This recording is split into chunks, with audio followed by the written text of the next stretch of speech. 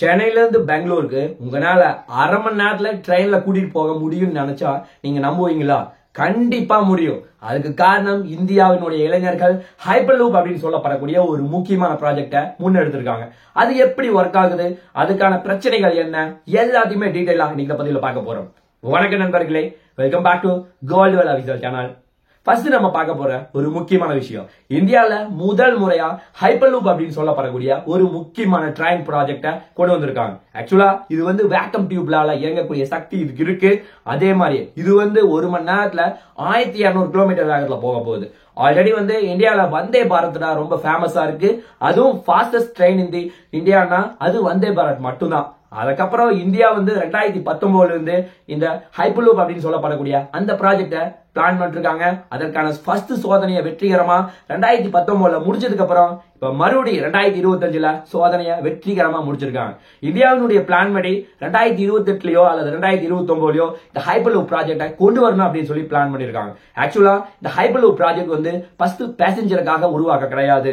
அதுவும் பர்டிகுலரா கூட்ஸ் ஒரு இடத்துல இருந்து இன்னொரு இடத்துக்கு ரொம்ப வேகமா போறதுக்கு தான் பிளான் பண்ணிருக்காங்க. இந்தியால பேசஞ்சர்ஸ் போறதுக்கு 2030 பிளான் பண்ணிருக்காங்க அப்படின்னு சொல்லி சொல்றாங்க. அதே மாதிரியே இந்த ஒரு ட்ரெயின்ல கிட்டத்தட்ட 27 இருந்து 28 பேர் போறதுக்கு ரொம்ப சக்தி உள்ளதா இது இருக்கும் அப்படின்னு சொல்லி விஞ்ஞானிகள் நம்புறாங்க. ஆக்சுவலா இதை யாரு முக்கியமா தயாரிச்சிருக்காங்க அப்படின்னு பார்த்தா, சென்னையில இருக்கிற ஐஐடி மெட்ராஸ்ல இருக்க நம்ம பசங்களும் அதே மாதிரி சிஸ்ட்ரா அப்படின்னு சொல்லப்படக்கூடிய அந்த நிறுவனத்தினுடைய கூட்டு முயற்சிகள் தான் தயாரிச்சிருக்காங்க. அதே மாதிரியே இன்னொரு முக்கியமா ஸ்பானிஷ் கம்பெனி ஒன்னும் உள்ள இன்வால்வ் ஆயிருக்காங்க.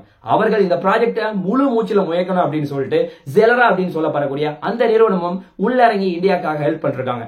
இது இந்தியாவுக்கு ஒரு மிகப்பெரிய பாசிட்டிவா பார்க்கப்படுது. அதே மாதிரியே இந்தியா இதை முக்கியமா தயாரிக்கிறதுக்கு வேகம் அதிகமா போறதுக்கு என்ன முக்கியமான 5 ரீசன் சொல்றாங்க.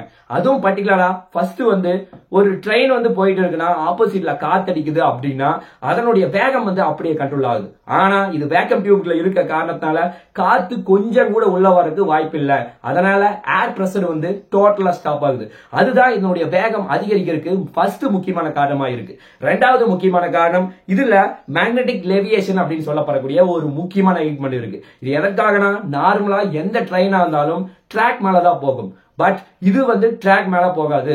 மேக்னெட்டிக் காரணமா இது கொஞ்சம் மேல தூக்கும். மேலேயே போயிட்டு இருக்கும்போது அதனுடைய ட்ராக்ல ஃபிரிக்ஷன் அப்படிங்கிறது டோட்டலா கம்மியாகுது. அதனால வேகம் மணிக்கு 1200 கிலோமீட்டர் கொண்டு போறதுக்கு இது ரொம்ப உதவியா இருக்கு அப்படின்னு சொல்லி சொல்றாங்க.